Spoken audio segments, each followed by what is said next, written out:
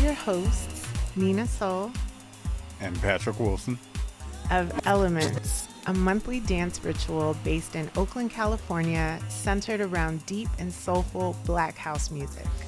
In this podcast, we host conversations with artists and creatives on dance culture. In this episode, we sat down with Chicago-based artist, DJ/producer Ron Trent. This conversation took place at Bar Shiru, Oakland's first hi-fi vinyl listening bar, in April of 2023. In this conversation, we talk about his history, his creative process, and dig into his recent full-length album release titled Warm.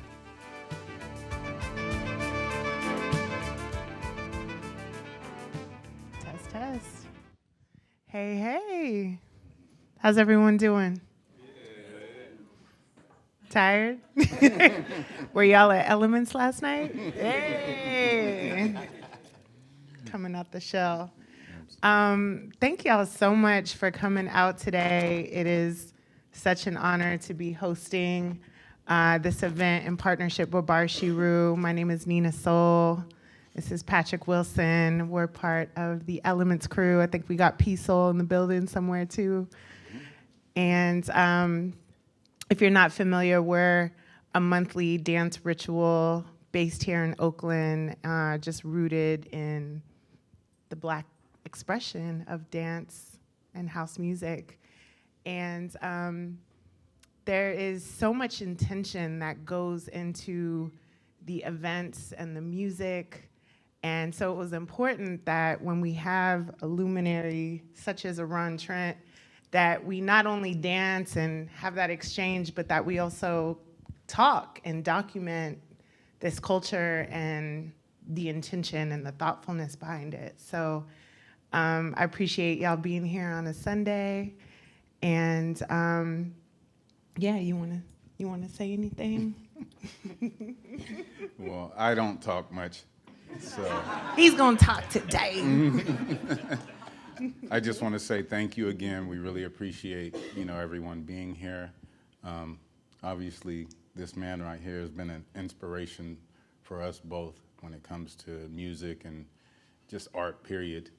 So I say we get into it. Yeah, let's get into it. We're going to talk, and then we'd love to... Bay, Oakland. I mean, it's good to be alive, right, and seeing you again. It's been a while since I've been here. Obviously, we survived the pandemic, and that's a blessing. And it's really good to be here and share this music with you and talk about it. I actually created this album during the pandemic. And weirdly enough, the pandemic allowed me to be able to get a hold of people because everybody was in one place. So, a lot of us are always moving around and musicians and stuff like that. So it was a situation, it was like, just hit everybody on the internet, hey, you want to do something? And everybody was really pretty, everybody that was alive was open to doing something. So anyway, let's get into it. Let's get into it. So tell us, who is Ron Trent? Oh, Lord. Really? Uncle Ron. Uncle Ron. Uncle That's Ron what I'm now. That's I know. No, I'm many things. I mean, that's oh my God. You're asking a Gemini man. What's Ron Trent? Serious, man? No, but I mean, of course, I'm a record collector, appreciator of art, music producer, father, grandfather. I'm all these things. I'm an admirer of art, and I take all my experiences and I try to compose them and turn them into art, manifest them into, pieces that can be capsulized moments. And that's what I do with my music, and watch a lot of films and things of that nature, and I'm very much into film. This album is more or less it's kind of like a mini soundtrack. And, little moments and crystallized moments that I had with myself, visualizations, and, it manifested itself. Actually, what you hear on the album now is maybe out of maybe 15 tunes that I chose, but I actually created 30. And over a course of, some months.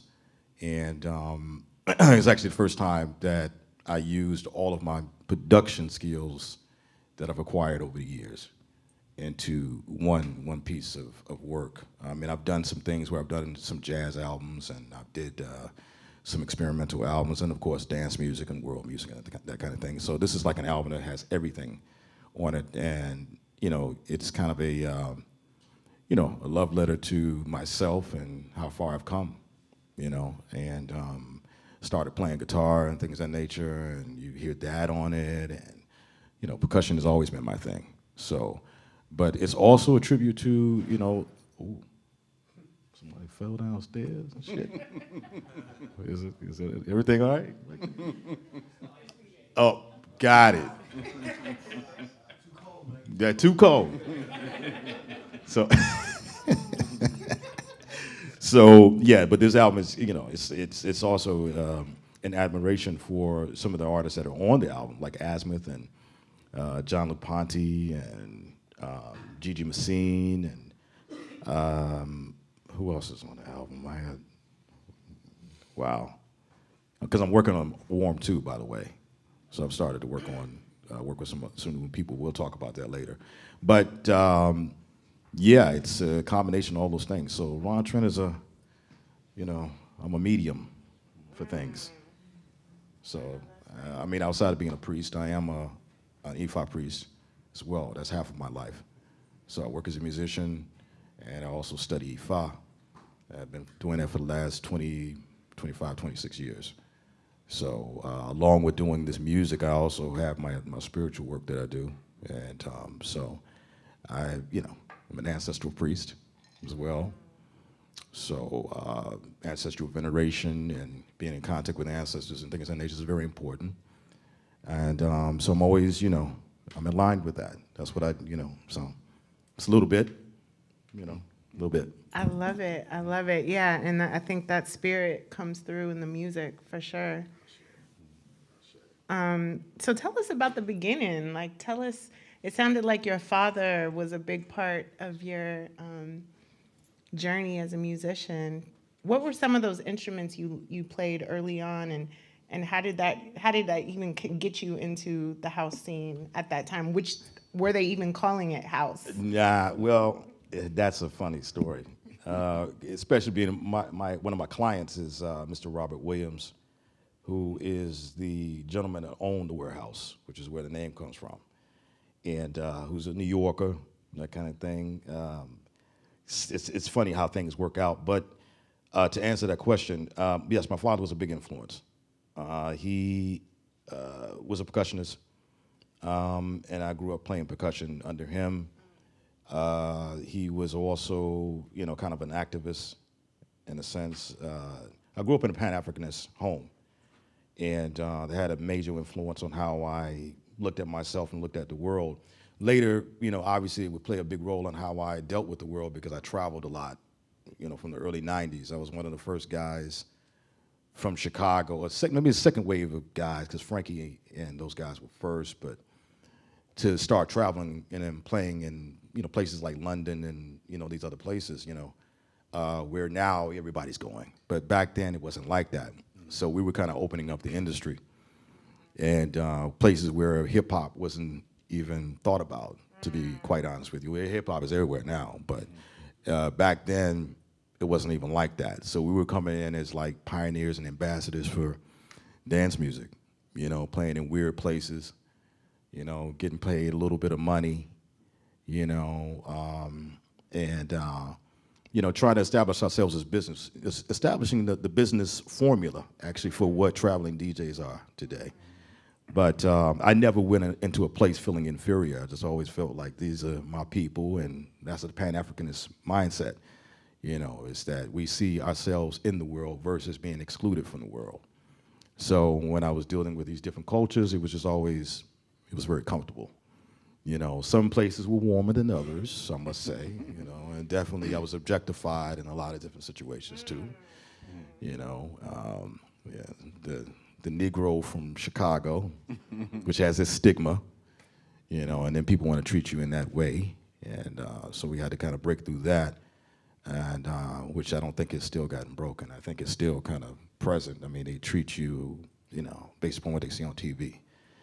So anyway, being raised in that environment, raised on black jazz records, raised on a lot of, African music and things of that nature. It influenced how I thought, looked at myself. African artist, Nelson Stevens, which was one of the teachers at my parents' college.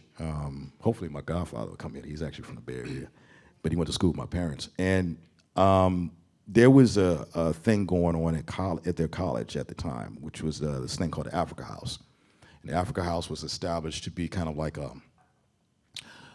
way for the African American students at the University of Massachusetts to be able to identify with themselves and get into their relate to Africa, relate to themselves.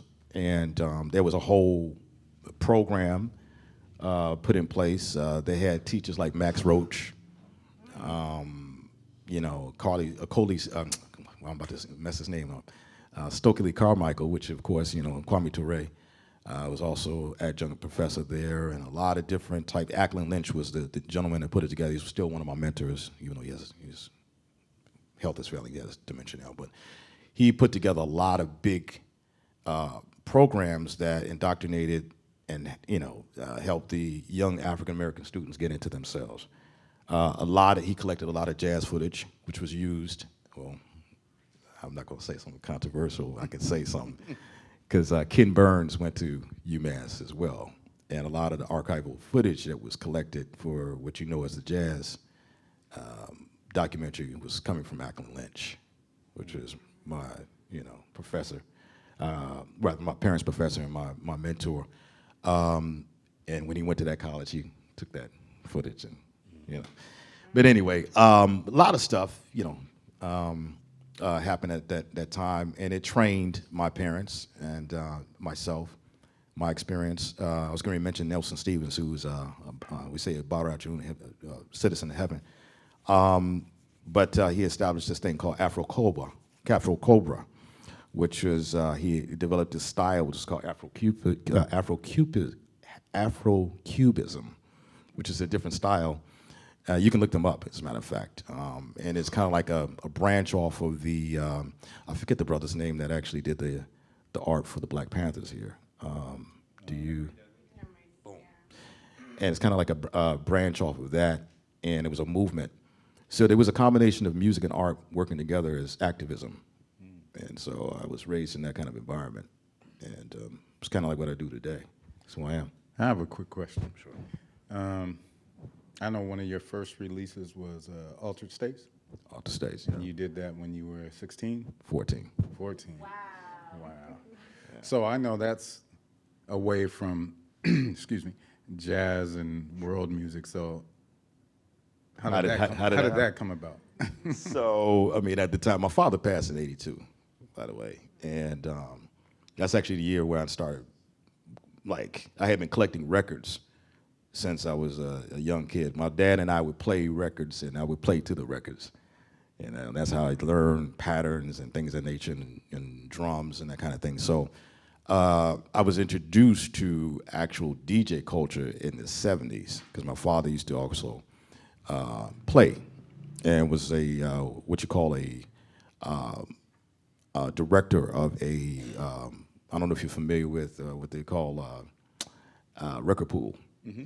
Back at the time, and which is a record pool. If you don't know, it's just it was like a club for DJs back in the 70s, and they would pretty much send people records. They would have a pool of DJs they send records to, and they would have them report back and say, "Hey, how's this record working in your club?" and blah blah blah. My father was the vice president of this popular one in Chicago. It was called Naja.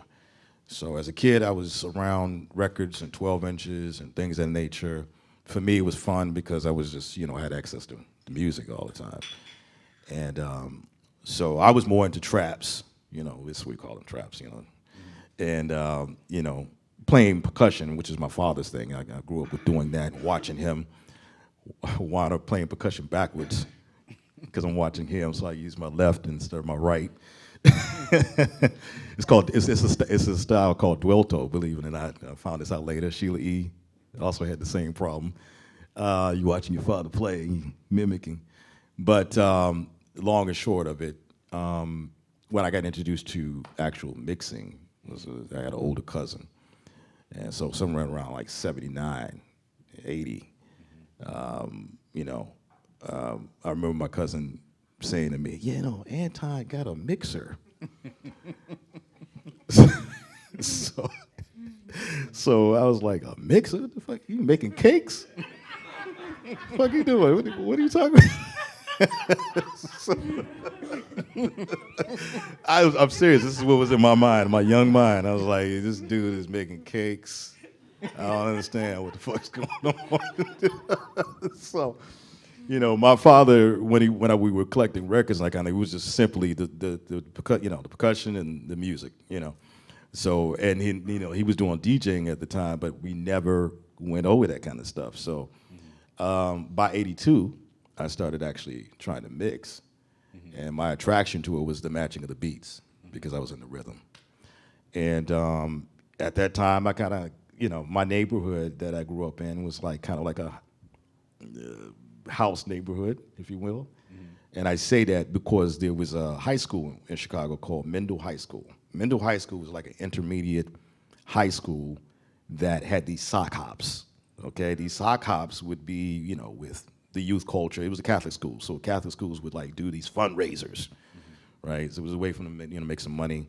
All boys schools, so it was a way also for them to integrate with female schools, et cetera, et cetera. But anyway, they would have DJs like Frankie Knuckles and Ron Hardy and Jesse Saunders and all these other people, whatever the case may be. I lived 3 blocks away from that high school, so a lot of people that went to that high school were a part of that culture. They were also collecting tapes. Tape culture was huge. And that played a big role in how we heard the music or heard what was going on. Because remember, there was no, it wasn't an industry. So it was extremely underground. So when these guys would come play, people were trying to sneak tape recorders in and shit, put it next to the speaker and hide it. And, because they didn't necessarily, know Ron or Frankie or anything like that. So they were trying to sneak recordings. And so you would get some of those sneak recordings, and you'd be like, oh, shit. And you would hear things you had never heard before. And Frankie and people like Ron Hardy, they had been doing this all through the 70s and collecting records and this kind of thing. And it was a predominantly gay party. So it was very exclusive. So if as a heterosexual male or female or whatever, it was not something you were exposed to, especially if you were a younger person, And it just kind of blew our minds. That's actually where the term deep house comes from, just so you're clear. It's not like necessarily a style that's like deep chords and jazzy shit and all this other kind of stuff. It was a term we used to describe what Ron Hardy and Frankie Knuckles were playing because it was deep. It was mind-blowing. It was obscure. So that's how we coined it. And then it turned into all this genre-oriented stuff that you have now. But to answer your question, it was the culture. I just got pulled into it. Kind of thing. People were interested in, now we can't get these records, we're going to try to remake these records, or we're going to try to make tracks and things of that nature. And so kind of got pulled into it, kind of thing. And I found that I was a little bit more musically inclined than some others, obviously because I had the training as a drummer. And I never really wanted to play keys, even though, when you're a kid, you need to play keys, you have long fingers, and your grandparents shit, you go to piano class. That shit was boring, and I didn't want to do that. I wanted to hit on something. So, it's the truth, So I didn't pick up, keyboards until later, and I only got interested, obviously, because of the production side of it, kind of thing, and figuring out drum machines, and, so now I need this keyboard training. So then I talk myself over a period of time. You learn chords and you listen, try to mimic. I recently found out there's actually a term for this called sola fauce, something like that. I was doing an interview because there's an article coming out in Wax Poetic on myself and this project, and the guy mentioned it, and I didn't even think about it, but yes, I have this thing of being able to mimic things, like, listen to it and play it back or figure it out, and I quite like it. It's like putting together a puzzle. But you know, out of that, it developed my production skills, you know, and one of the tracks that I made that stood out was Alter States. It wasn't my favorite track though. My favorite track was Afterlife on that EP, and that's the one I used to play. But everybody liked Alter States because it was different. So yeah, a little bit of that story. It's a long story, but a little bit of that. Wow. So I know the direction has obviously evolved from Alter States. Were there any other influences as you evolved? I think this is what, your third or fourth album? Yeah, I mean, you're talking about the Warm Right Now. Yeah. Well, Warm is something that I had in my mind since the early 90s. I know it sounds weird. I'm a little strange sometimes. But I had in my mind to do this album back in the 90s. And I didn't quite have the skill set at that time to do it. I tried a few things and it just didn't really work out. It didn't come out the way that I wanted it to. So over a period of time, I was able to do little things here and there and produce some albums where I called in other musicians and that kind of thing, like the Afro-Cuban album I did, which actually is from a label out here, with this guy by the name Jay Rodriguez from Groove Collective. And Jay came to me, you know, Jay's an interesting guy, boy, I tell you. He came to me, Ron, I want you to produce me. Okay. You know, I was doing Giant Step at the time. And he says, yeah, man, I want you to produce this tune. And so I thought he wanted me to produce him. Next thing you know, I'm in the group. I'm being produced by somebody else. It was fucking weird. I didn't like it. But, you know, we had Chucho Valdez on the album. If you're familiar with him, he's, you know. And because Jay was linked up like that. He knew he was in, you know, he's like an accomplished saxophonist, and he's bad as shit, but he, you know, Jay was kind of loopy. He had a bit of a drug problem before, so he was recovering, and it was just a lot to deal with. But I've worked with musicians and did all these other things, you know, but this was the first time I was able to lament and be with myself and create something with my own, you know, I played all the instruments, you know, and if what I couldn't play, I could produce, or, you know. And originally it started off, I was just gonna have it as being an album where it was just me, you know, and it was just me creating this project, and then it just turned into, well, why not put some, you know, some folks on it? And at the time, once again, the time presented itself, and I was able to make it happen. Okay. Yeah. Was there any other different type of approach you took with this album versus your previous album? Well, let's see. Cinematic Travels that I did before this album was recorded in California, believe it or not, in Venice Beach. A good friend of mine who's also famous. I don't know how famous he is or what he's famous for right now, because, well, my man Gary Durden, he was on CSI. The handsome gentleman who they thought was, did, yeah, Shaza. Right. Different world. That was not him, by the way, the drug picture. Okay, because there was a picture running around him looking like, you know, because they said he did meth. And it was a guy who had like red hair and green eyes. It just wasn't him. But the brother is an accomplished musician. He got into acting to support his musicianship.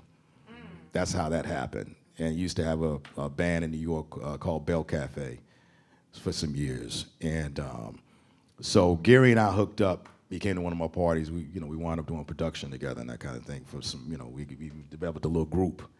But Gary had a $1 million studio in his house, you know, because Gary was, you know, making a lot of money.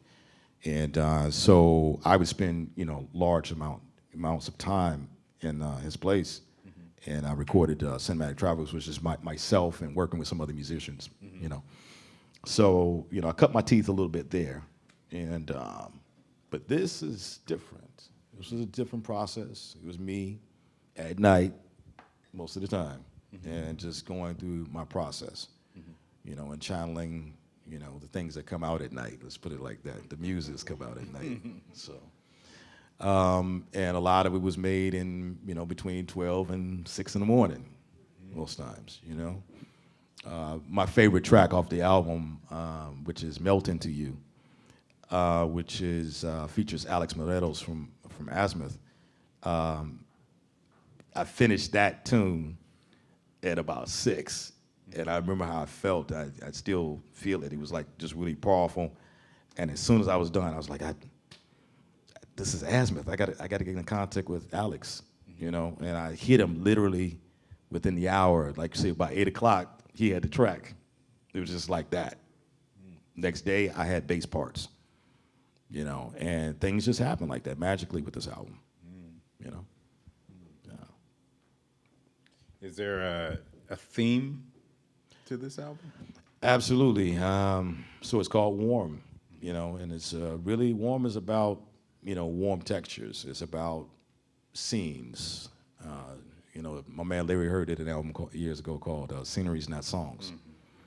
And it's definitely about that. It is about what you see on that cover, being in an audiophile room, being able to appreciate nature. It's about architecture.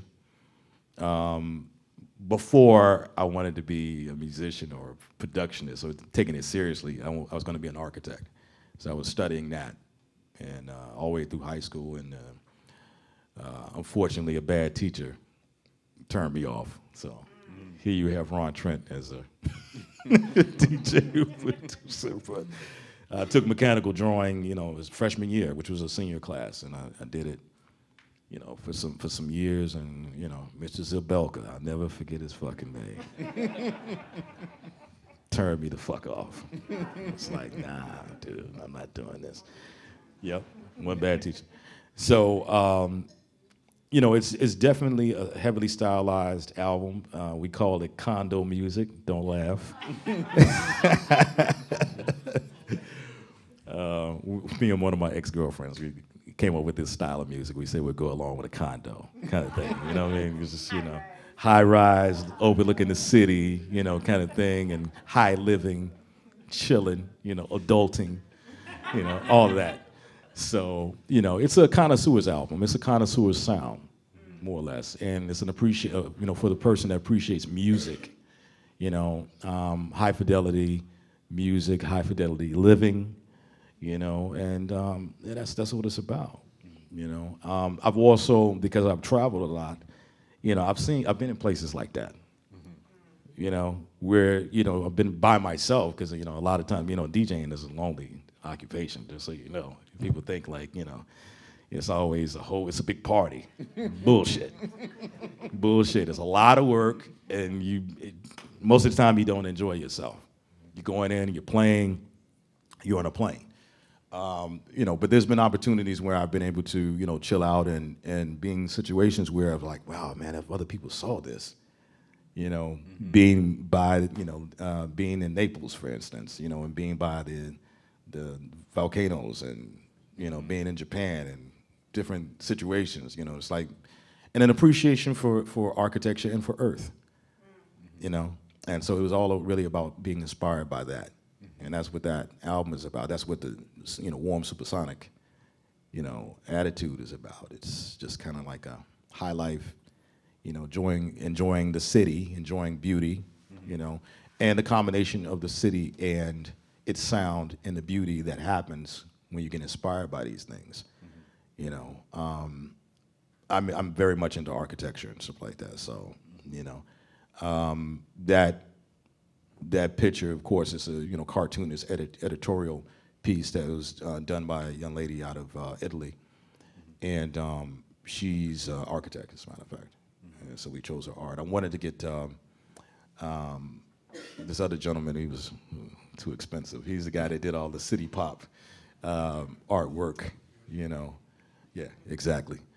And he was blowing the frame. It was like, nah, dude, can't do that.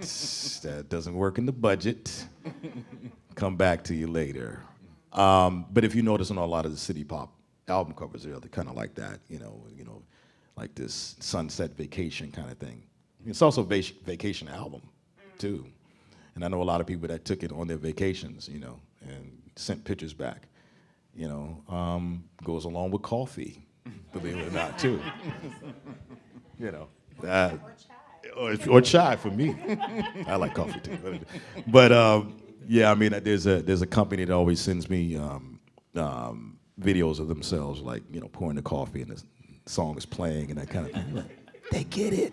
Got it, yeah, So it's a designer album.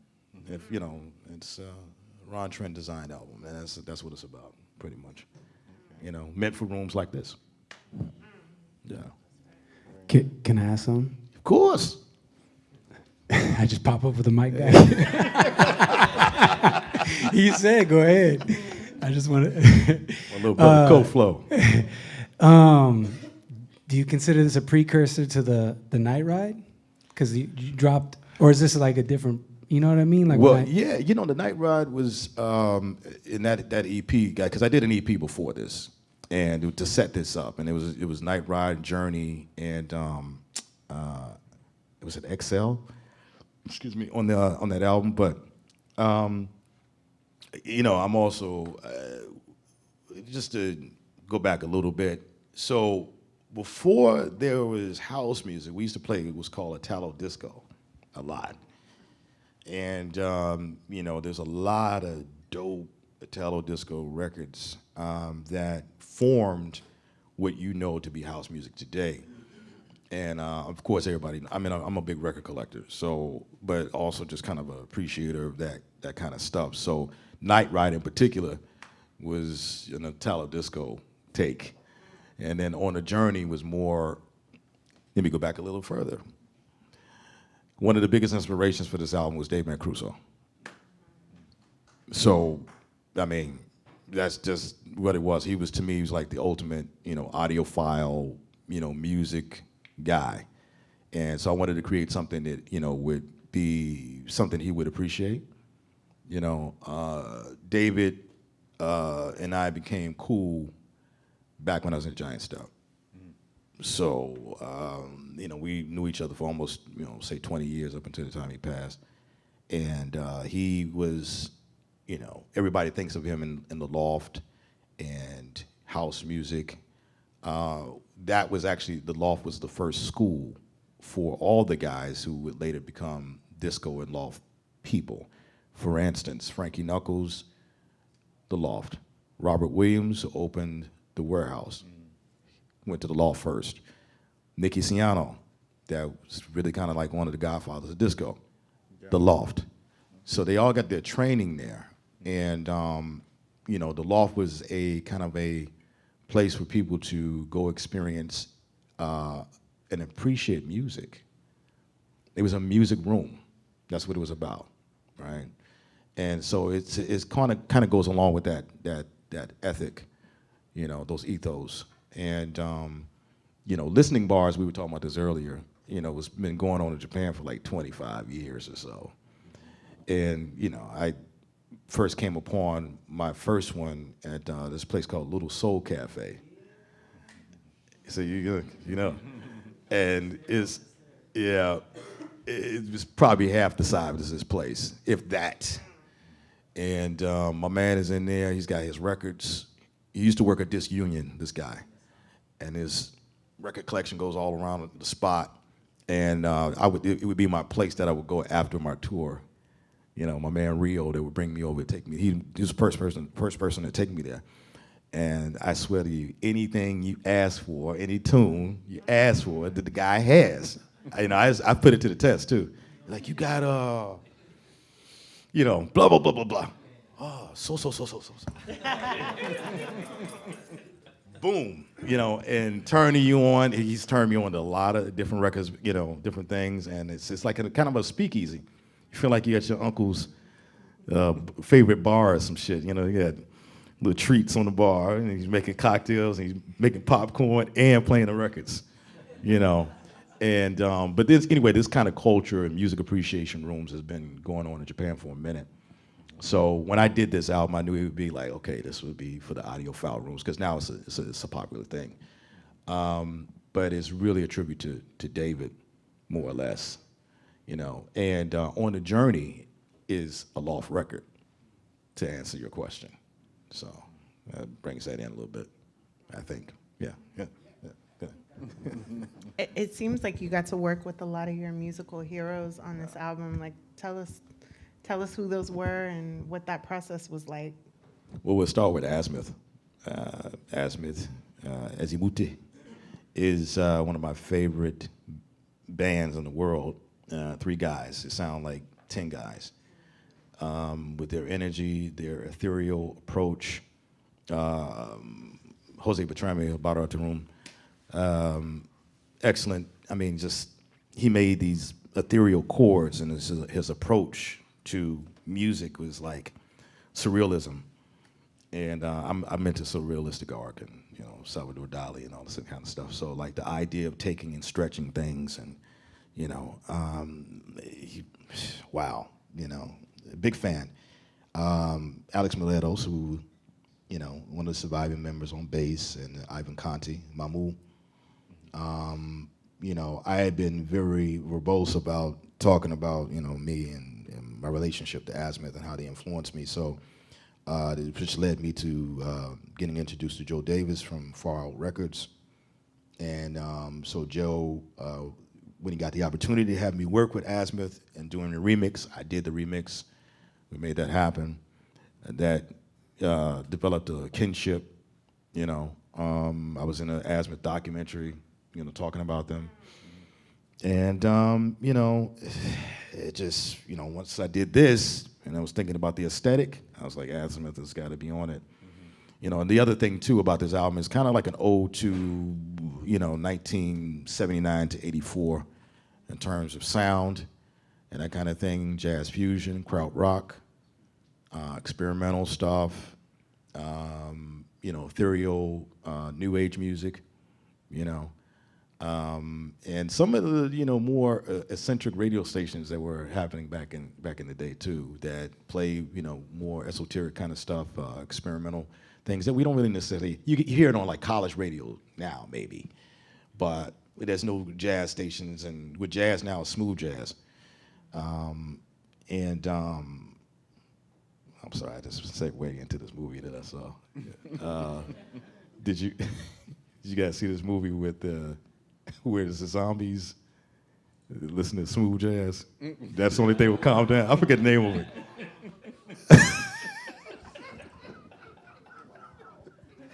Yeah, what's Amanda Plaza? Was it Plaza? What's her name? Come on, she's a boom. There you go.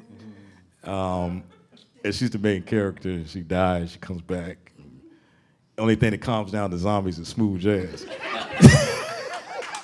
It's just crazy.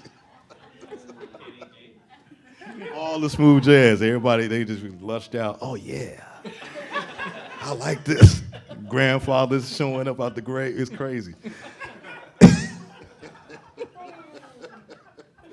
That's the only thing that caused me.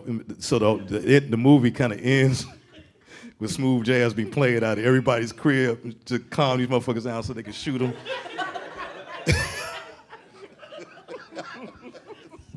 off the chain. So but that's what jazz music stations are nowadays. And before, when stations like WNUA, which was a popular station in Chicago, they used to play, Galig Balab and different experimental, Tangerine Dream and things of that nature, So I'm very much into that kind of stuff. I collect it, It's really ethereal music and headspace music, mood music, moment music, So, did I answer the question? Because I just went into, I went to the zombie zone. This happened. I think you gave one artist that was featured. Oh, shit. I'm sorry. I was talking about Azimuth. I'm sorry. Azimuth. Anyway, Azimuth, John-Luc Ponty, of course, falls in that category. That's why I was talking about the early 80s and that kind of thing. And John-Luc Ponty is one of those master, violinists. He's, I was lucky to get in contact with him, but what happened actually, which was to answer, because you were asking me this question earlier, is I did a track I made the music or whatever the case may be, and I was like, this is John Luke Ponte.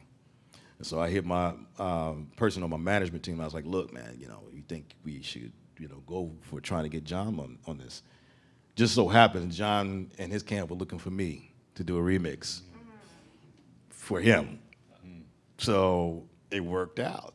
You know what I mean? It just happened that way. Same thing with Karungbin, who's on the album. They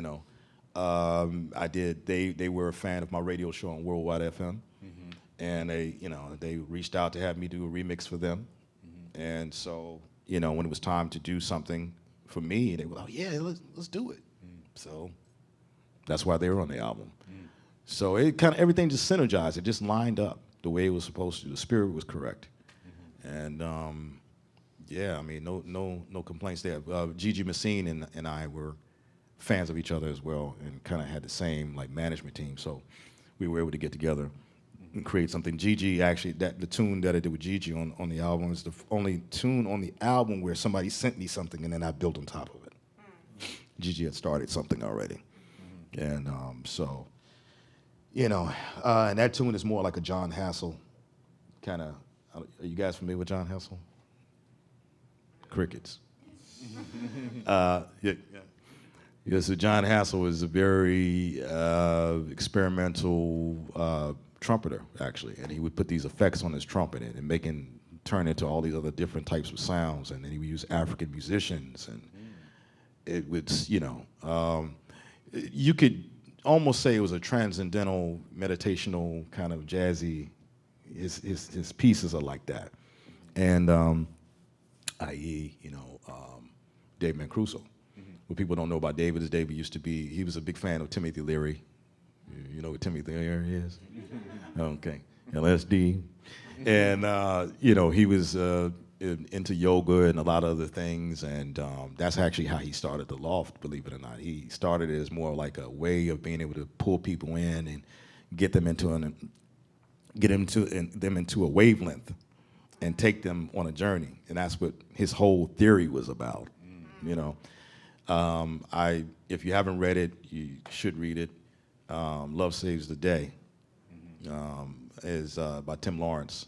It's a really good book, and it really you can almost hear David talking there, Ronald, because he's he's like a mad scientist, by the way. Ronald. Yes, yeah. So what we're gonna do is he knew exactly what he was doing, and he was the first person really to kind of understand the idea of being able to translate your feelings through that equipment to people, and the energy that happens when people get together. He was studying that, and very, very powerful guy. Obviously, he started this movement that we're in, that we enjoy today. He's the guy that really helped develop things. But all that said, it's a combination of all these things, these people that I came in contact, everything just lined up. And on Warm 2, which is what I'm working on now, some of these same people will be on the album. We've started to work together on it. So, but yeah, these relationships that I've developed will last a lifetime, for sure. So John Luke is 80 years old.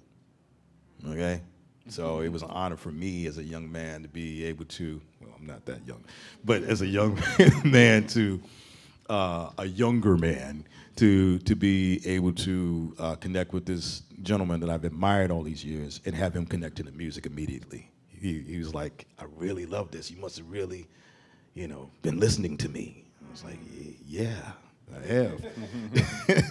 Because he loved it. And that's why he did it. And that's the only reason he did it, because he feels, he's feeling his mortality.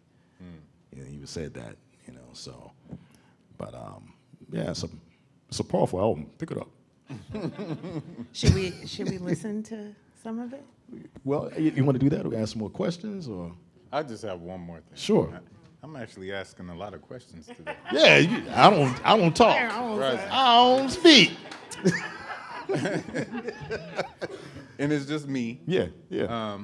Listening to some of your productions, it reminds me, or it makes me feel like you were influenced by Kashif. And I hear a lot of dub and a lot of rock influenced into your productions. Am I Boy, it's good. am I right on that? Big fan of Kashif, man. If he was still alive, he would have been on this album because I love Kashif. But yeah, it's a combination of different things. Like I've had these different moments in my time where I've sat and really studied certain albums, and listened to them over and over again, or played them in certain moments, And Kashif is just one of those producers for me that, it's like, man, Of course, everybody knows him for doing a lot of other commercial stuff later. But, he started off with BT Express, that group, as a keyboard player, and then he went on and did all these other. He had just a sound. I can't even explain it. It's a combination of. It's like every bit of the '80s, every bit of ethereal, every bit of emotional, moments. That album he came out with, where is this his first solo album? Really, it was amazing. I still play it to this day. Hell, I think my mother even bought that album. But yeah, so yeah, Kashif and dub. I collect a lot of reggae and a lot of dub. Would play a lot of it if I could. As a matter of fact, I'm very much into the whole reggae sound system thing too. Sonics and aesthetics, very much so. What's the other genre you mentioned? Rock. I know. Oh yeah, rock. Heavily influenced. Yeah, without a doubt. I mean, I'm into punk rock. I'm into rock, good rock. You know what I'm saying? Because there is a difference. I'm into blues rock. I'm into a lot of rock from the '80s in particular, and once again krautrock, which is really not even like rock. It's like a combination of jazz and rock and R&B and a lot of different types of things. Experimental stuff. One group that we know, just so you can identify, that's actually a krautrock group. They started off as a krautrock group called The Organization, which is Kraftwerk. And so, they started off as a krautrock group, and, along with Can and Tangerine Dream and these kind of things. And they, one tune that we, is to party to, we still party to actually, this big breakdance tune is George Cran, Dindada. He's a krautrock artist. You know what I mean? So we didn't really know that over here. And I didn't really know it until I lived in Berlin for a little while. And when I lived in Berlin, I did a lot of record shopping. And I found so many things. I mean, of course, one of the biggest tunes that we love to this day, E2E4, Matthew Gothing, who just passed away, who I wanted on this next album, and I plan on working with, started off as a krautrock artist. So it's been a heavy influence in our environment without really knowing it, kind of thing. There's another group, Laid Back, which is another. White Horse. Yep. Is another krautrock group, but there's like a vast amount of jams. I mean, I can't even, it's endless. I found so many, Klaus Dollinger, who else? Vangelis was more of a new age artist and that kind of thing. But I'm very much into that kind of stuff. I collect those kind of things. Andy Summers from Police has also done some very interesting projects, where it's just him playing guitar with other, a lot of stuff out there. I mean, when you're a record collector, and your mind is all over the damn place, and you just, there's so many jams, so many things. It's not, there's the things that people know, and then there's things that people don't know. I'm always looking for the things that people don't know. Because I went through my phase of collecting all the things. Oh, okay, I got that, and I want to find things that were not necessarily in my reach. Which was kind of the ethos of like how it was when I began DJing. You didn't want to play everything that everybody knew. You were looking for that unknown shit to push the boundary, And everybody's kind of like nowadays, especially being in DJ culture, is like everybody's fucking DJ. Yo, get your DJ pack, you know, get you some MP3s, homie, and you are set.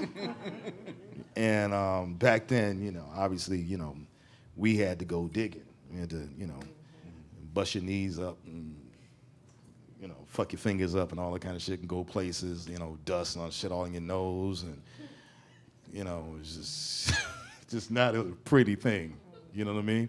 Just for have a nice library, you know. Yeah, look at that, you know. Yeah, I mean, but that's why a lot of us guys that are collecting records, we have like this personal connection with these records. We knew when we got it, you know, it was hard for us to find. And a lot of records, we broke these records to people and they made them popular. That is part of culture now, but, you know, and I was kind of a part of that upbringing. You know, records that are popular now were introduced to you by somebody who had the vision to introduce them to you, and they became popular. Whether it be the radio, which radio back in the day was pretty cool, or guys like your Frankie Knuckles, your Damon Crusoes, or Larry Levans, you know, T. Scott's, you know, these type of people, Ron Hardy's, you know, they made it happen. Yeah, they made it happen. They're unsung heroes, actually. Yeah. So, What are some of the common denominators when you think about the Warehouse? You think about the Paradise Garage, David Mancuso. Like, what are the elements of making a good party? well, you know what? I'll say it. Fuck it. Good sound system. That's it. That's it. That's all. And it began with the sound. That's what David wanted to put in place, is that it was the idea of being able to play these records and have you experience the records how they were made. That's what it was about. It wasn't about anything else other than that. He never played loud, you know, or what was considered loud. He played it enough so you could feel it. And that's what it was really about. Later, obviously, you know, based upon artistic expression, you know, people play the music how they how they feel it, you know. But it is about the dynamics of the sound system that allows people to really go into the experience and to get that stereo image, meaning like you can actually see the record. That is when you know that it's right, when you can see that music. You know, you can see the guy playing the piano. You can see the guitar player. You can. It happens. Literally, it happens. So the common denominator for these things was the sound system, and the care for the sound system and what it really does, and knowing the equipment. You know, not just jumping on the box and just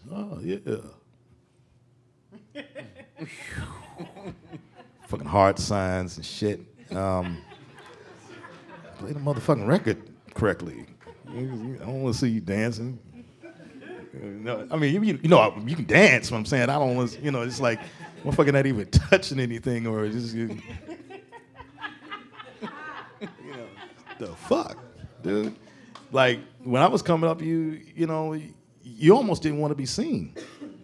What people don't know too, and when you get deeper into this thing with sound, is that light affects the way that you hear music too.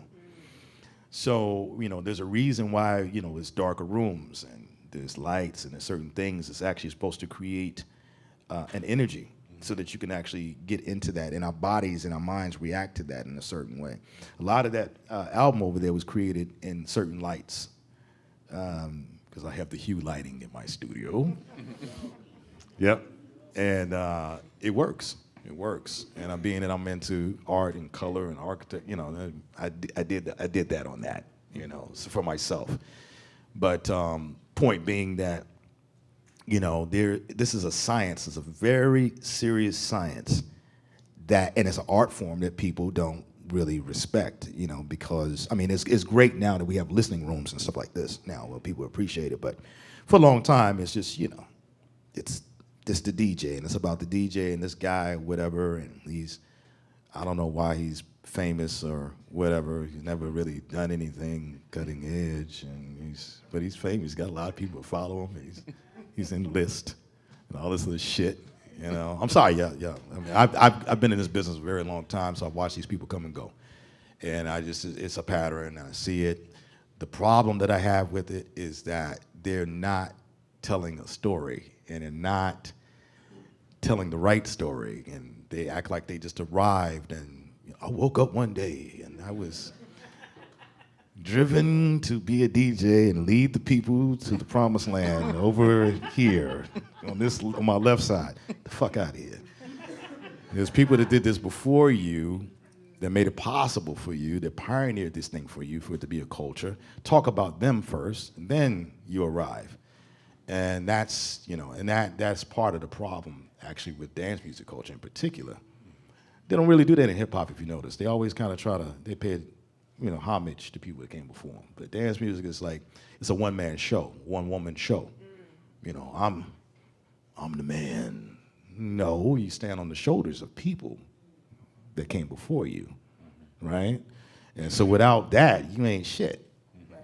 So I'm saying this because our culture has gotten very wayward. That's why what you guys are doing is very important. By the way, this is my family. Yeah. I was happy to see that these guys have stayed together. This crew I met, what was the party you guys been doing? Rebirth? New Life. New Life, damn. You know why I say Rebirth? Because you guys used that photo from Rebirth with the baby with the, yeah, so always gonna. And just to let you know, there's a full story behind how that came to be. Wow. The name of that party and everything, so I totally understand. There's a lot that goes into putting these events together. There's a lot of personal things that happen in people's lives, and why certain things just come together. So, sure. Yeah, it's a big deal. You brought that up. Yeah, it means a lot. I like to see tradition move forward, and because a lot of people that are doing it commercially haven't done it right yet. Not in the way that it was done back in the day. I'm talking about where you would have experiences with not only ethereal, but long-lasting, and it would take you to the next level. It would be that new life, for real, versus it being, oh yeah, I went to a party, and it was dope, and I drank, and then I drank, and then I drink. It's like that. That's the whole steez. It's not like, I went and I heard music I had never heard before on the best sound system, and oh my God, what was that record? That's what our talks used to be like back in the day. Like, he played this record. I don't know what the fuck that was, but shit, I'm going back again next week because I'm gonna try to hear that again, and you might not hear it that next week. Mm-hmm. You go back 3 or 4 times, you may hear it then. You may not even hear it again. But the point is that you feel like you experienced something that was special. And that's the difference. It was an experience. And nowadays, I look at youth culture and they're not even getting that, man. And we wonder why some of these, things are happening in the world the way that they happen. Their attention span is not there. It doesn't help that obviously technology has made things the way that it's made it. Which technology is great, but it's in the wrong hands, it's fucked up. Mm-hmm. You know what I'm saying? People don't get a chance to appreciate things in a certain kind of way. What I do like about youth culture now is that they're turning back to this. Getting vinyl and things of that nature, because it's different, though. You understand why. Remember, it was MP3s, right? So MP3s are played out. I got records. It's always the one-up. You know what I'm saying? So I get it, But these albums are, like books, sonic books. You sit and you study them, you see the musicians, you listen to them, oh, okay, yeah. And there's a certain level of intelligence that's developed from that, without being a record nerd or a record snob, which I am, I know we are too. But, there's something to be said about it. There's a level of intelligence that comes along with it too. It refines you, it really does. But to go back to answering your question, that is the thread. It is the sound system. It's the sound and the appreciation for the sound. It's not about the man or the woman. It is about the sound and what we can do to give you that experience. And that was the original style. The original style was to tell a story, literally.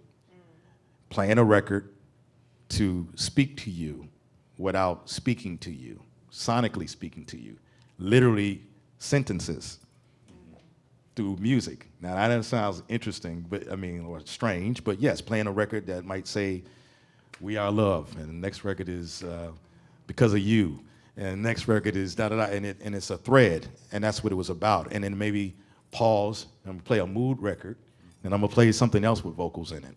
Cut the lights down, have you in darkness, you know, and play a gospel record. You know, you feel like you're in your mother's womb or something, and then come out of that, and then go.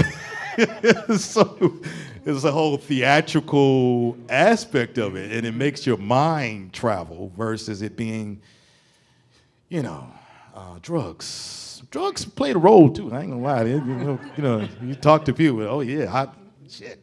You know, I'm sure. But you know, it played a role in some of it, but that wasn't the experience.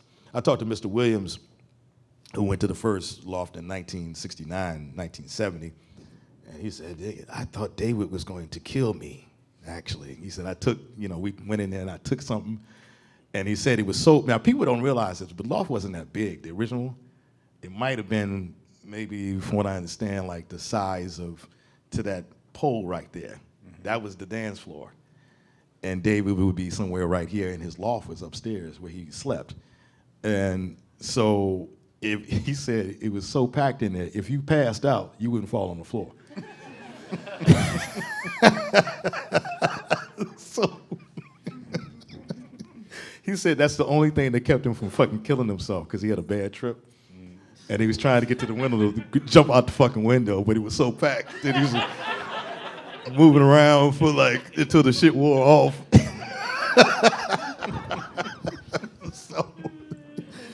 But that one small membership community turned into all this beautiful stuff, man. Mm-hmm. You know, so yeah.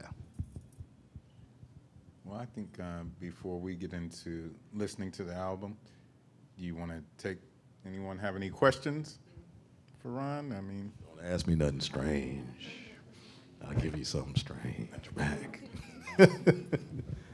What you got? We'll start in the front here. Thanks for being here, and thanks for sharing your history. You mentioned that a lot of this record was produced from like midnight to 6 a.m. What is it about that period for you? As Quincy Jones says in his documentary, is when the muses come out. It's a fact. It's an energy that happens at night. I mean, it's quiet, obviously, we know that, but there's an energy that happens at night. And, you know, I channel that and work with that myself personally.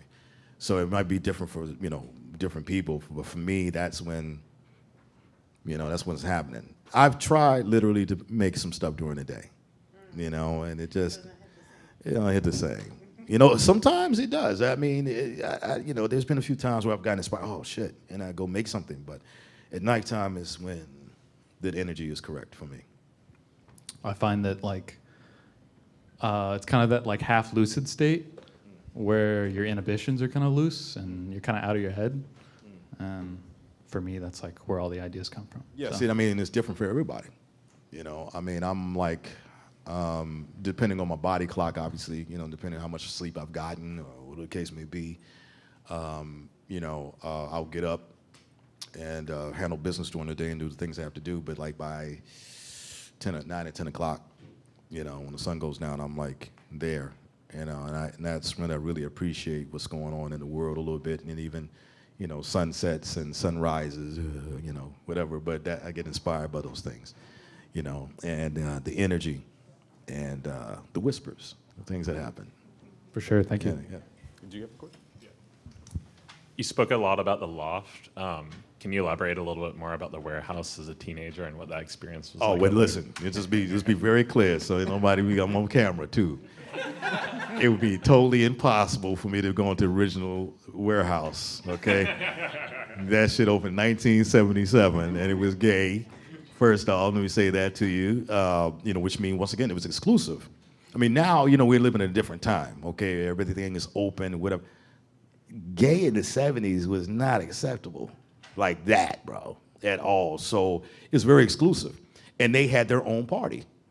the Loft wasn't necessarily a gay party. The Paradise Garage actually opened up as a gay club, and they would have a heterosexual night, kind of thing. So it's facts, fucking facts. All the gay parties were the dope parties, man. You know what I'm saying? And yeah, and yo, as a heterosexual, I just got interviewed for BBC for Disco Inferno, and I was talking about growing up, being a young black male in Chicago, heterosexual, who's not accepted by the gay community necessarily, and accepted by my own people. I literally was the punk, and anybody like me was a fucking punk, because we had to be able to deal with these two different things. You just had to be like, I don't give a fuck. Okay, I like what I like. I'm into what I'm into. Okay, I'm not gay. No. Okay, well, all right. I'm not necessarily accepted over here. Oh man, what the fuck are you doing? Oh, well, all right. So I had to really be into my own individual self, right, and accept everybody, you know. And the dope party was at the gay party, bro. They had the music, they had the fashion, they had all that shit, you know. And you had to be able to accept it and not be, you know, well, somebody's going to fill on my ass. No, I mean, these are thoughts you have when, you know, you had those, you know, guys. I talked to some of my older guys, you know, that went to the original party. You know, oh man, I stood on the fucking wall, man, for the first 2 hours. I couldn't get out there. I just, you know, but the music loosened them up, you know, and then by that time they were back at the party the next following week, because it wasn't like that, you know. But you have all these mysterious, you know, weird thoughts and shit and things that people say to you, you know, they in there, man, doing, you know, this or that. You know, so for me, the Warehouse 1977 is impossible. Now, there was another Warehouse that came in the 90s that was not, let me just say this too, because Mr. Williams just pointed this out to me. Warehouse was actually called Us Studios. That's the real name. It was called the Warehouse because it was in a warehouse. That's what happened. It was called Us Studios. So the Warehouse that came afterwards in the 90s was opened up by Rocky Jones and DJ International. And it was kind of like a playoff of the original Warehouse. And of course, as you can see, they're trying to save the original building right now and everything. So, but growing up for me, I went to the Music Box. I went to which is Mr. Williams' second club after the Warehouse closed down and Frankie Knuckles started the power plant. And growing up in that time I was a black punk, man. You know, the Don Letts thing. I mean, Don Letts, you know, I don't know if you know about Don Letts, but, you know, radical, rebel, you know, make your own clothes and do your own fucking thing. That's what it was about. You know, being innovative, just kind of being yourself. Being an individual. How about that? Don't follow anybody's rules. You follow your own rules. Respectfully. I didn't say you're going to go beat people up and shit all the fucking time, you know, not like that, but definitely. So it was more of a rebel kind of movement. You know, me and my guys and gals, we were just different. I mean, people were different in the neighborhood, you know, and it wasn't a whole bunch of us. So just to be clear, everybody's a house head now. You know you wasn't. You were not a fucking house head back in Chicago back in the day. Would you say that same energy continued up until the 90s with Smart Bar and the emergence of kind of that whole scene, or is that Smart Bar has been around for a long time, but Smart Bar was originally an alternative club. It was an alternative, meaning like they played industrial and alternative and 80s, you know, Europop and stuff like that, Italo disco, you know, that kind of thing. And Smart Bar is now synonymous with house music in a sense, but it was always more of a Caucasian club, to be honest with you. That and Medusas and that kind of thing, and not many black folks went up that way. What's interesting about Chicago is that you have this strange duality going on. You have what is my man's name? John Hughes? Why am I? You know, Ferris Bueller's Day Off, and yeah, and a few of these films. All these films were done in Chicago, man. 16 Candles, all that kind of stuff. Thief. Yeah. All these coming of age movies were happening in Chicago, right? While that's going on in, you know, white America, the black kids that were alternative were in the house music, underground, creating this weird music and stuff, and people looking at you strange, and because we were highly inspired by fashion, being radical, being not of the urban environment that we were in. We were just a little different. We were searching for something else. We were searching for ourselves too. So it's a very interesting story. There's a lot of stories inside of that too. Maybe we could tell one of those stories later in a movie or something, but it's very interesting what was happening in Chicago. So, yeah, that's a little bit of it. There's a lot to say, to be honest with you. Yeah. For sure. Thanks. Yeah.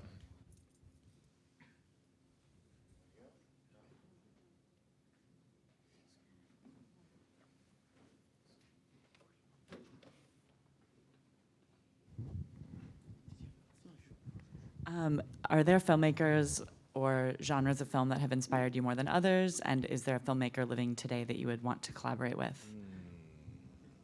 Ooh. You're talking to a guy that collects a lot of movies. I know a lot of fucking movies, man. Well, you know what? To be honest with you, if I could work with my man Don Letts, who's also a filmmaker, that would be great. I most recently did this thing with BBC, and because they did this thing on hip hop recently that was on PBS, and they're doing a series about urban environments and the music and soundtracks and that kind of thing. And so the next one is Disco Inferno. I'm saying that to say, like, I would love to work with BBC. They do an excellent job, of uncovering things and telling stories and narratives. In terms of other filmmakers and things of that nature, that is vast. I mean, wow. I'm sorry, I can't really answer that question because there's so many guys running through my head that I would say, because I like different styles. Cinematography is really important to me. I like how people put together, things. And don't laugh at me, but I like Miami Vice a lot. I've said this many times. That album was over there is about that too. Okay, Michael Mann. Old Michael Mann though.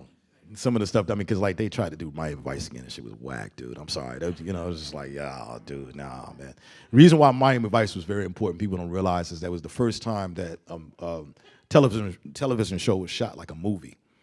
And the fashion was cutting edge, the music was cutting edge, everything was edgy.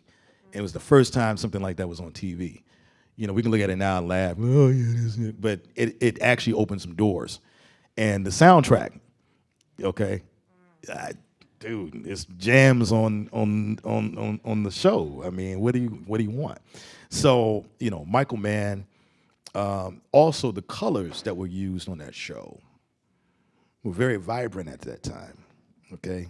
And these are things that, get introduced and we get used to them and we're like, oh yeah, that's just, but literally it changed things. It changed how we saw things, I'm trying to think of anybody else. I mean, of course, I like Quentin Tarantino movies. I like Spike Lee movies. I like, other strange, I even like I love David Lynch, actually. Yeah, but I like different things. I even like some B films, like that kind of thing. So, but I have a pretty vast DVD collection. That sounds antiquated now. My DVD collection is really damn. Uncle Ron, with them DVDs. I got VHSs too. Yeah, girl. Miss Robinson. So, yeah, but I've been collecting movies for a long time, man. It kind of goes hand in hand for me. So. Do you think you'll make a movie? Oh, absolutely. Oh, yeah, tell us about No, that. we've already started working on the Mr. Williams' documentary.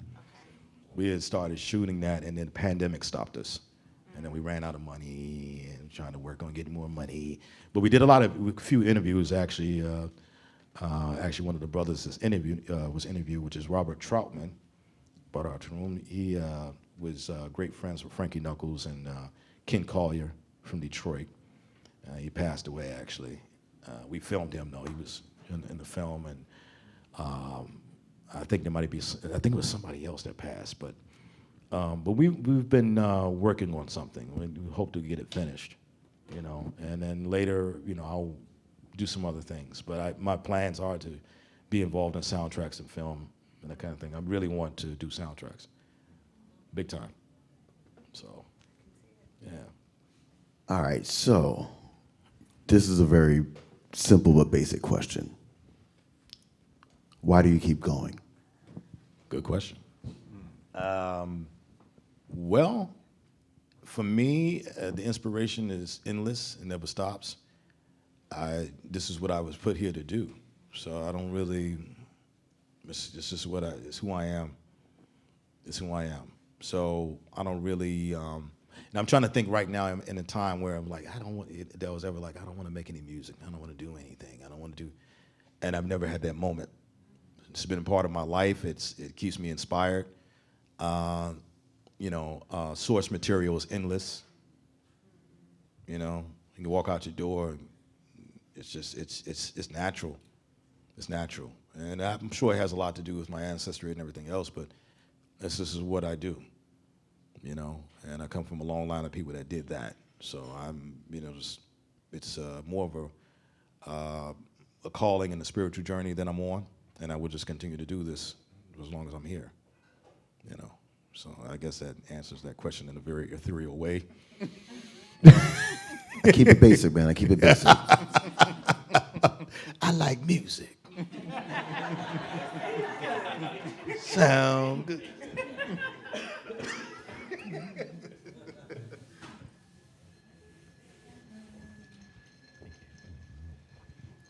You mentioned that mood and architecture was the part of the premise of Warm. Chief. What style of architecture inspired you while making the album? I'm a big fan of Art Deco stuff. Big fan of a lot of modern styles. Chicago is a big architectural city, if you haven't noticed. Yeah, that's why I don't. If you guys come to Chicago, go on the architectural tour that they have that goes up and down the river, and it's hella interesting. But I'm a big fan of Art Deco, and definitely some of the more modern style homes and this kind of thing. I'm not really into a lot of antiquitous kind of stuff, medieval shit like that. I've actually stayed in a few castles, believe it or not, on gigs, and it was scary as hell. Just being honest, my first gig in Italy, I stayed in the I think it was like he might have been the first king of Italy. It was his place he stayed in Torino, and place is like 1,000 years old. So needless to say, I didn't get any fucking sleep. I was definitely up, enjoying the time, looking for things to move around, and it was it was just a lot of history, and But no, I'm just not into that kind of stuff. I'm very much into modern forms and that kind of thing. If you get me to start naming architects and stuff like that, might be sitting here for a minute. There are a few that I really like, but I'm gonna leave that to your imagination. We move on here, but hope that answers your question. Next, Chief. Yeah, there you go. That's my godfather over there. I was speaking about earlier. Spoke about you earlier, by the way, Bob. Yeah. What we got? Okay.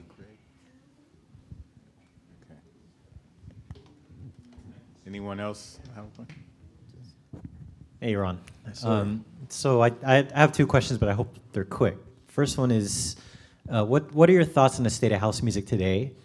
And the other one is, are there any current artists that inspire you or that have caught your attention? Yeah, got to go down this road, huh? That was gonna happen. House, so-called house music. Well, wow, yeah. Nowadays, it's gotten really far off the mark as far as I'm concerned. Obviously things change, they evolve. We understand that, but once again, it's not rooted in a lot of the culture that it began with. There's a sense of separation, and because of that sense of separation, it's just not rooted, and you can hear it. I can hear it immediately, so it's a turnoff. And a lot of the stuff, we have a digital age, so you go on these digital platforms and you buy music, so you got to go through all this stuff, and you listen to about 100, 200 records and come out with two, and that says something to me. I don't know. You know what I mean? Used to be you can go get a record that was really great, and you can find at least 10 great records, that kind of thing. But you go through all these. People send me stuff all the time, and I've taken the time to sit down a couple of times, just like, oh yeah, okay, let me see what's going on here. Interesting title. Okay, all right. You go in there, you listen to the shit, and you're like, oh man, why did they send me this shit? I don't know. Do I play? Do you think I would like? What's going on? What do you think, Ron? You don't even want to respond. Break somebody's heart and career, kind of thing. Well, I mean, you can tell who's studying and who is not. That's the best way I can put it. In terms of people that are making great music, there's a lot of great music made. A lot of it may not necessarily be in dance music, though, for me. You know what I mean? There's some artists, obviously, that I've worked with, like my man Trinidadian Deep, and who else? My brother AB, that's from here. Obviously, your Lil Louis Vegas of the world, your Joe Classells of the world. I mean, people that are pretty consistent, in what they do, and they haven't gotten off of it. They're just doing what they do, and then they're person that really doesn't compromise anything is my brother Joe Classell. And I'll make the announcement today. We're starting a new label together. So we've been talking about it for a minute, but as culturalists, if you will, and socialists, activists, we thought it made sense that we would get together and do something that was, putting out important music, because there's just so much garbage. No, serious, man. It's like really bad, man. Because what it is technology has allowed people to, everybody can get a keyboard, computer. Probably goes the same with DJing too. Yep. Right. Programs, YouTube. Yep. And next thing you know, this fucking DJ has a rise and producer, and depending on how many likes they have, then they can become a leader. That's dangerous. It's fucking dangerous, and it happens so much. I mean, it burns and it falls off, right? But by that time that happens, you got another one that has come up, and it's like going in the wrong direction again. So you're just putting out fires, or trying to, or you stand back off of it and just like, this shit is crazy. I need to just get the fuck out of here. It's a forest fire. Leave. It's a tinder box. It's about to blow up. I mean, that's kind of how it feels. So when I come in and I play somewhere, I'm like almost reprogramming the room sometimes, because there are ideas about what music should sound like and how it's supposed to be and what it's supposed to be, and I can kind of tell, because my time in training in the music game and being a DJ, we look at people in the crowd, and we look at how they're dancing, we look, who's doing what, and we figure out the energy in the room, and then we have to kind of take you where we want to go, which requires a constant communication with you, spirit, and what's happening in the spirit on the dance floor. So I can kind of tell. I mean, I've been doing this for a long time, traveling overseas, pioneering this thing with others.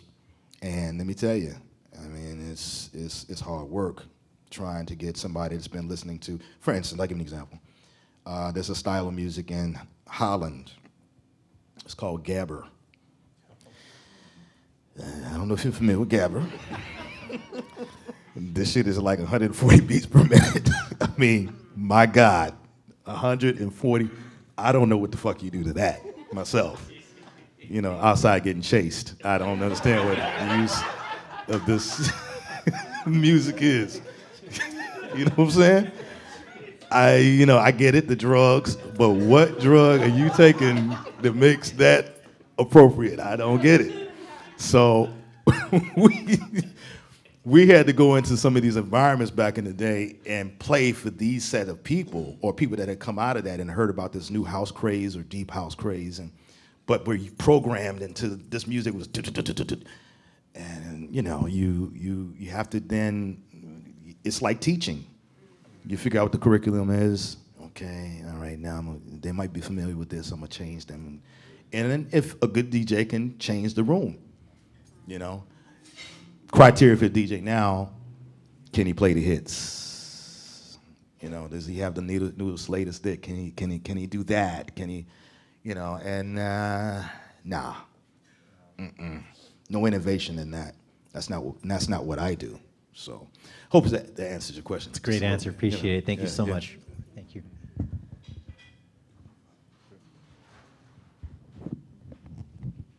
Anyone else?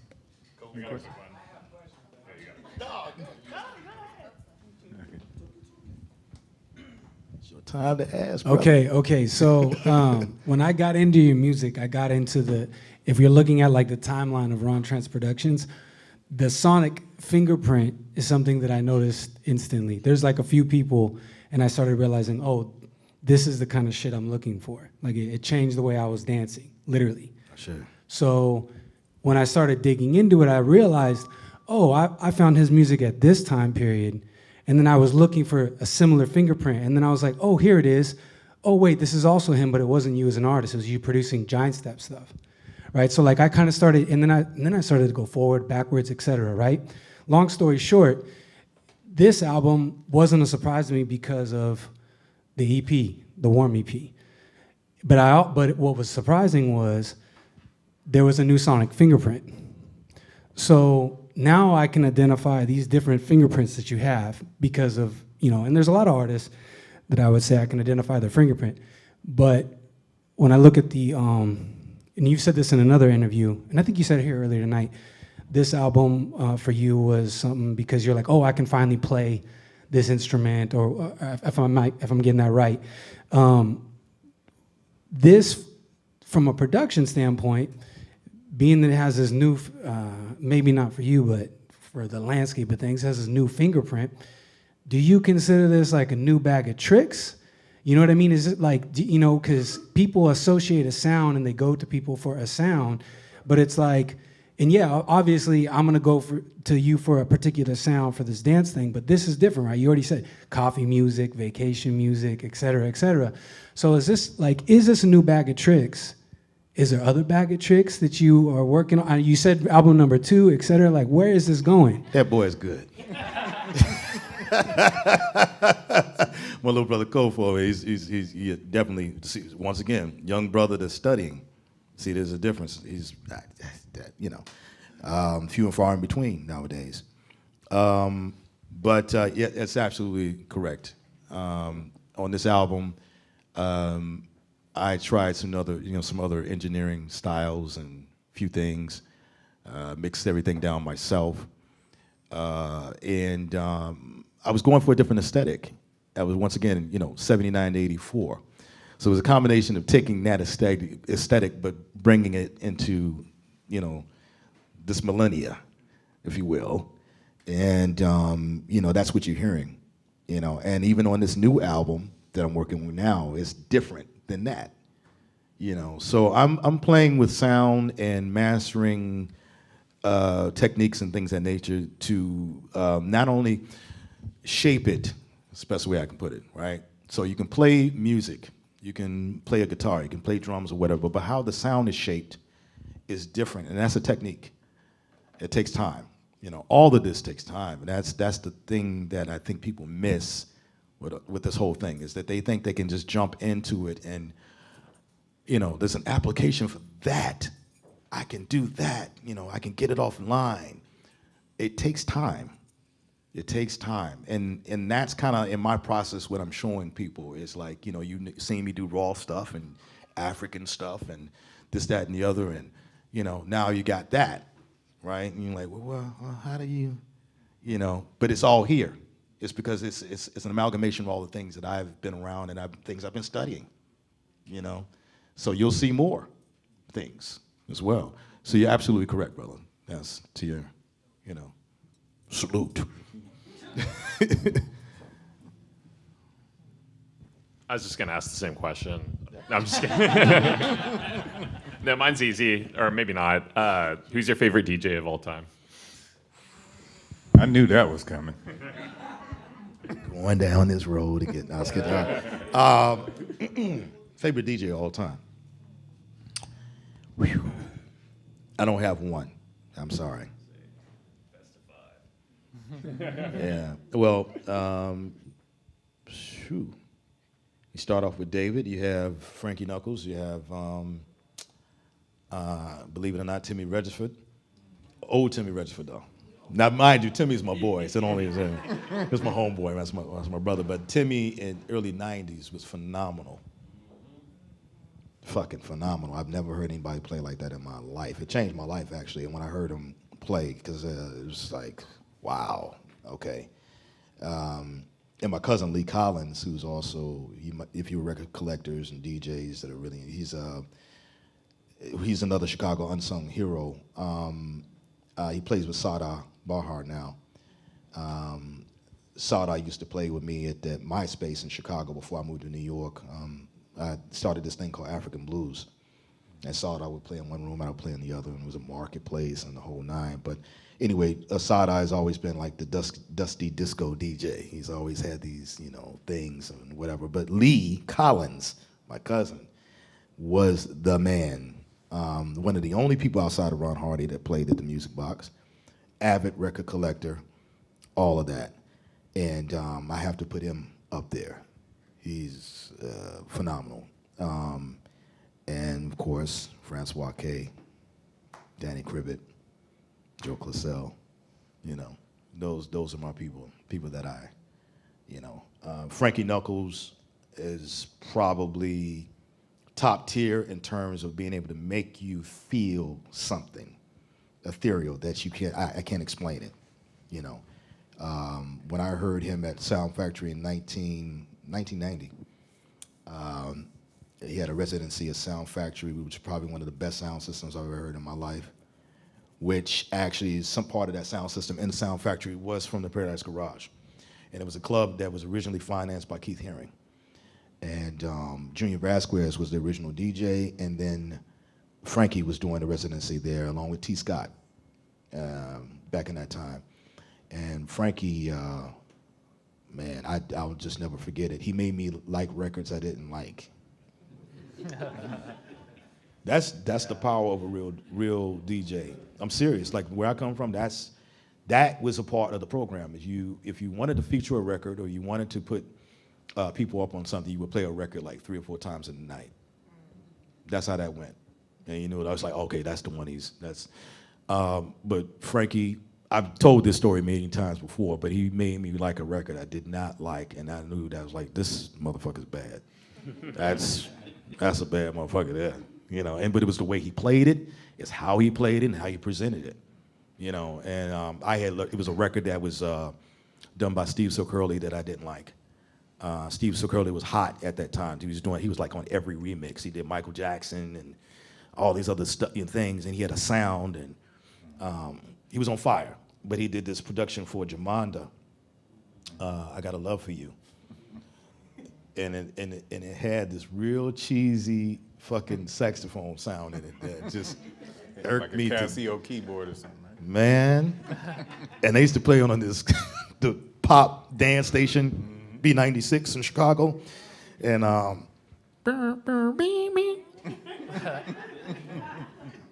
was like, man, I can't fuck with this. Anyway, so we go out to Winter Music Conference, which is where, you know, when I heard Frankie and Dave Morales were highly responsible for breaking my music, for Alter States in particular. So, you know, I was going out there, and Alter States had just come out the previous year in 1990.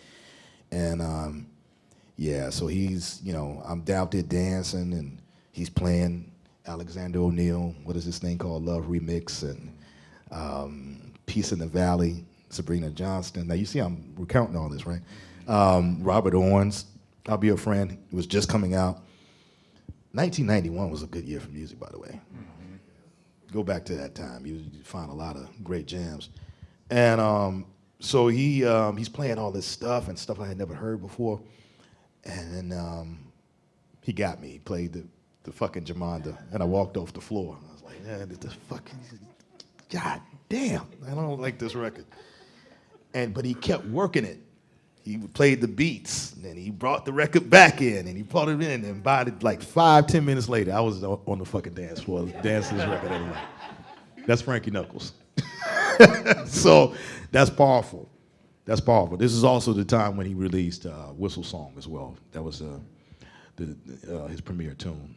And I never forget walking out of the door, and he played it, Whistle Song, and the crowd was coming in, because we had gone early to say hi to him. There's actually a picture of myself and Frankie and Lee Collins and Frankie. You can find the picture of Lee Collins and Frankie that I took from that moment at that time. So, Frankie was very important. I have to say, I want you to really think about this. Larry Levan and Frankie Knuckles grew up together, right? Their story is wow.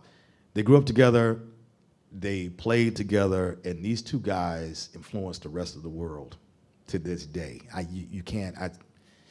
And Frankie, when he passed away, it hit me so hard, because not only just because he was a mentor, but it was like he was one of the last of the truth. The true guys, And my pain was that people would then start to distort the truth, because now he's not here, that kind of thing. And Frankie was kind of like the person that could keep it right in order, because you would always have to go back to him, But thank God we got Mr. Williams and a few others, So,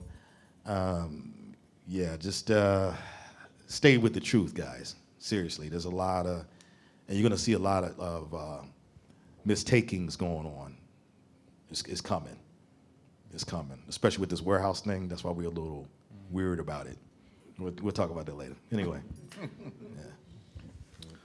I have one more kind of nerdy question. I hope you can appreciate it as a collector. Your track Open Mind, according to streaming services, is on raw footage, but I can't find it on physical. Is it like a bonus track on CD or something? Open Mind. And he's right. Yeah. It's one of my favorites. Yeah.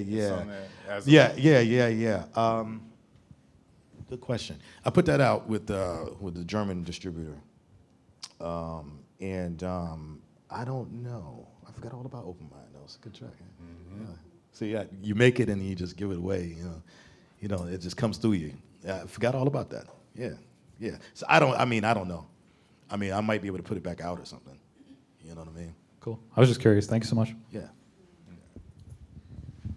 Is there anybody else? There's one more in the back.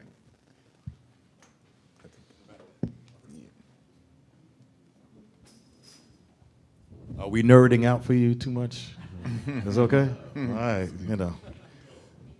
Is that an homage to John Ponte's Open Mind album? Yeah, actually it was.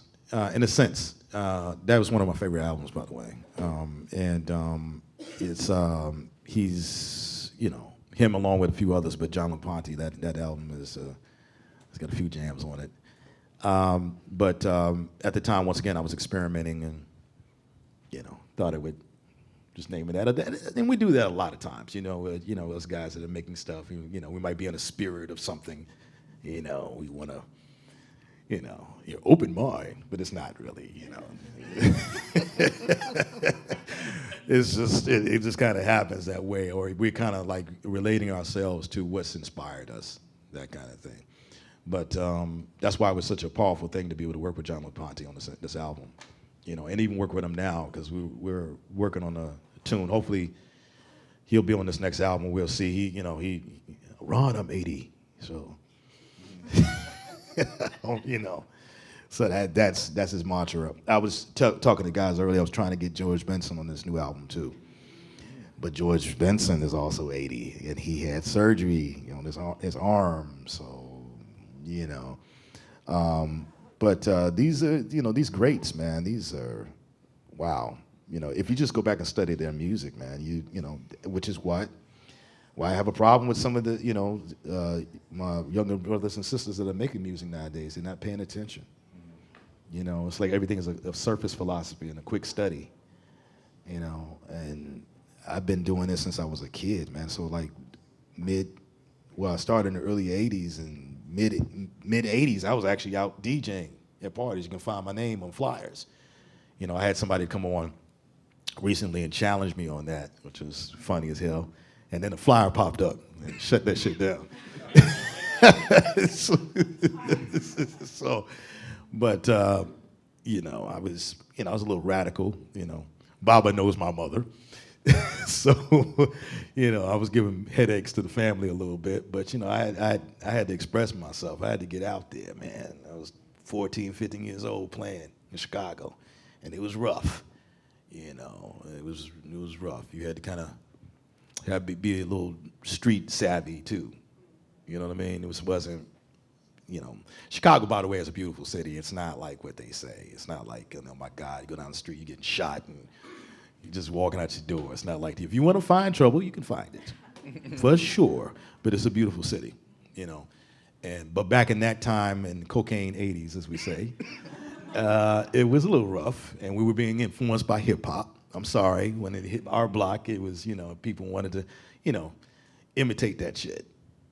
You know what I mean? They really did, and that's why, you know, I love hip hop, but some of the culture has really damaged the mind of those that were weak.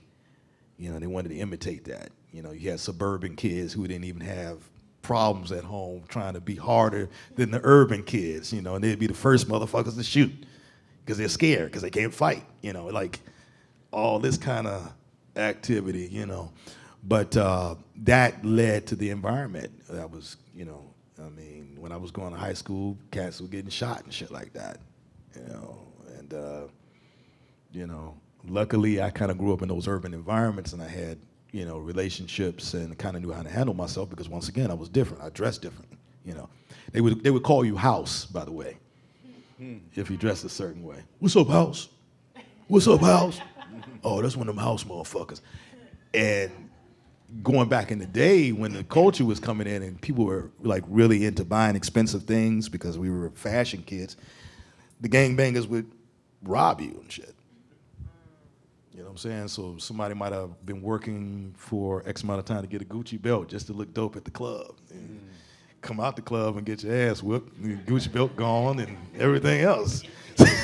So you had to kind of be able to handle that environment too, just to like a certain kind of music and that kind of thing, you know. So yeah, when I look at a lot of these people and what they're doing now and how easy it is, yeah, it does bother me a little bit because they didn't earn it, in a sense, you know. And even in position, they're not even doing a good job. They're just not, you know. There's no reason why this culture hasn't gone forward in a certain kind of way, you know, and the lineage and the story and everything else that comes along with it. There's no reason why. You know, other than we kind of made it easy, you know, and that's kind of, I'm not gonna put that on myself. It was my fault. I did some of that, and no. Every time I've talked about it, and I've done as much as I can about it. But it takes a village and a community to make that happen, to put the story out there properly and to set the story straight and do all that. And it's been a little too easy for people, you know, to jump up and be a leader. You know, not everybody's supposed to be a leader. Sometimes you gotta be a soldier before you become a leader. You know, stand behind a man for a while, you know, and check it out, and then go through things, and then you can handle things in leadership. And that doesn't happen a lot. It's just everybody just, you know, I got 100 MP3s. My future's bright. I'm going to be a DJ and, you know, leave it all behind. I'm the man, you know. It's, damn, you know. Meet a guy one day, next time you meet him, he's reintroducing himself to you. You know, it's this new person he's become. That's happened too. Man, wow, you know. Well, we know where you're going. That's my thought. Like, I see you're gonna burn up. So, any more questions? Questions? Bueller? Think we should get into it? Oh. Why warm? Like I said, it's actually a name that came to me in the 90s, believe it or not. And I wanted to create this kind of like experimental thing. That's how it came, as an experiment, an art project, which is what it is. It's actually an art project. And so I said, I played with it. I thought about its appeal. I went through the process. And then I kind of put it on the shelf. And then I just, when it was time, I brought it out.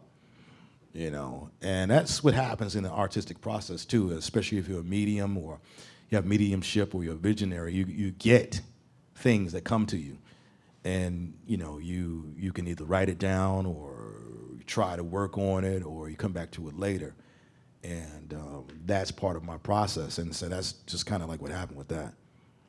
I didn't, like I told you, I didn't really know I didn't have the production skill at the time to do what I wanted to do. And then when that production skill presented itself, it was ready. Yeah. Any questions? All right, last one, I'm done. Okay. So last night you brought back a track that I forgot about, the joint you did with Leroy Burgess. Mm-hmm. And my question to you is, you're trying to reach out to Mr. Benson. Is there someone that you tried to reach out to that you just couldn't get, no matter how hard or how humble you tried to, that just wouldn't get on board with your vision? Good question. I'm trying to think back to, I didn't get anybody, fortunately, and I pat myself on the back for being a good student. Everybody that I kind of tapped, they were into it. They were like, yes, I like yes, So I didn't have any pushback on that tip. People that I wanted to get in contact with, just people I couldn't get in. Oh, you know what? I won't talk about that. Because something just happened recently, kind of like that a little bit, actually. But it may still, fuck it. Christopher Cross. Recently, I wanted to have him on a new album. So we reached out to management. And the management responded back to my guy, well, have you listened to what Christopher Cross does? I don't think it would fit with DJ Ron Trent. And I don't think that the person had listened to the album or any of that kind of stuff, but they just immediately went into, once again, that box. They went on Google and saw your picture, basically. Yeah, and I'm a brother. So how do I appreciate Christopher Cross? They don't know that when I was a kid, I came in, I have a personal story with Christopher Cross. I was out with my father. My father would be, I would see him on the weekend, that kind of thing, right? My parents are, separated. And Christopher Cross, I came in, I was getting ready to go to sleep, and I was a kid. And Christopher Cross was on this show for the very first time. And he performed Sailing, right? Very first time, I'm a kid watching it, getting ready to go to sleep, right? I was like, that's gonna be a big record, right? This as a kid, right? Boom, he blows up, Fly Like a Wind, all the stuff that he's done. So I've had this personal emotional connection to this man for all these years, and then I thought maybe I would, because this album I'm doing now is more like a yacht rock kind of kraut rock, and it's kind of a combination of that and some yacht rock shit, right? Which I have a couple of tunes on the album like that, and so that's the only one so far. It's been a little pushback, but we might break through that. We'll see. We'll see. But no, in the past, no, nobody. Yeah. Question before we get into the album? Thank you for coming. Thank you.